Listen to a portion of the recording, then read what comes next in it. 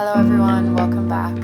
I thought I would share a different sort of video with you today. I don't usually do how-to videos, but mixing skin tone is something I have just figured out recently, and it's something that I really struggled with. When I was teaching myself, I was doing a lot of research, seeing how other people mix skin tone online and watching so many videos, and I just felt like no one was really doing it in a really simple way that I could understand, and in a way that got a really beautiful skin tone color and something that I could replicate over and over.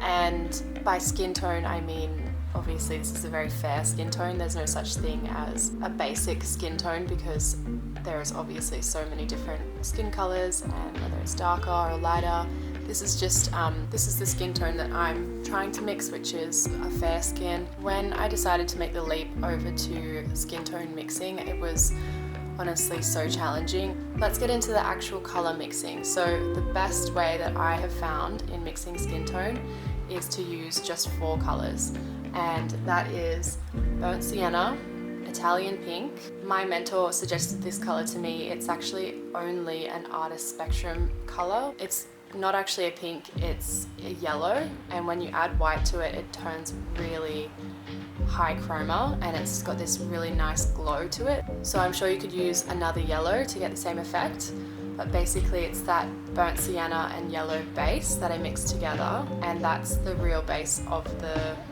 skin tone that I love. The burnt sienna is more of a brown and it warms it up, and then the Italian pink is a yellow that gives it that yellowy base. And then once I've got a base of those 2 colors together, then I add in titanium white and it makes this light yellow sort of color. When I was mixing this palette, I added a little bit more of burnt sienna just to warm it back up again and give it that sort of fleshy feel. And then to neutralize it a little bit and make it less warm, I like to add in a little bit of Payne's Grey, which is essentially just a blue, and you've got to be really careful with this. I only add the smallest touch of this because I have added too much in the past and my whole pile of paint went green because there is so much yellow in this mixture. If you add too much blue, it turns into green, and it was just the worst color, honestly. So what I like to do is get a little bit of paint onto my knife and then take most of it off, and then I use what's left on my palette knife to then mix it into the rest of the mixture, and that just neutralizes some of those really warm tones and gives it a nice fleshy feel. You don't want the skin tone to be too warm or too cool. You want it to feel right in the middle. And then in different areas of the skin, you can make it warmer or cooler depending on what part of the body you're working on and what the light is doing. In the shadow areas, I like to make my shadows warmer, so when I mix up this mixture for a darker shade, I like to add a little bit more burnt sienna into the mixture. And then once I've done that, I like to mix in a little bit of liquin, which is a tip that my mentor gave me. He uses it in all of his really big paintings, and it just really thins the paint out and also speeds up the drying, so you're able to work over the area within a few hours. And I just love the way that it makes the paint feel, and it gives a really nice glossy sheen to the paint. At the beginning of this artwork, I was actually just planning on keeping it in my normal style of just painting in burnt umber and doing that sort of sepia effect, but I realized as I was going through it that this is an artwork that I feel like it really needs color. Some artworks look really good with the monochromatic, just one tone approach, but I feel like this artwork really needed a little bit more differentiation with the color tone and to really show different areas of the portrait.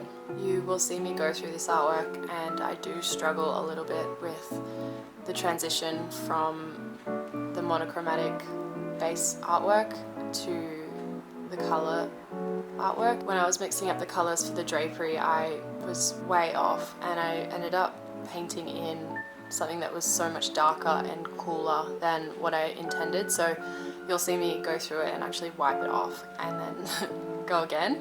That's one of the best things I've found about oil painting, is that you can paint something and then let it dry and then do more layers over the top, and if it's not working, you can literally just wipe it off and like go again. And that's something I could never do with a drawing. When I was doing charcoal drawings, it was like if I did something wrong or like made a mistake, I would have to just start again, and it was so annoying because there's only so much you can rub out on a charcoal drawing. So if I'd make a big mistake on a certain area and it was really dark, then I would just have to throw the whole drawing out and start again. So I'm loving how you can just paint things in and then wipe them off, or just paint over it completely and it's still fine. So I am absolutely loving that. I'm really just excited to move on to my next series of paintings, which I have a new idea for. I'm so excited to share it with you.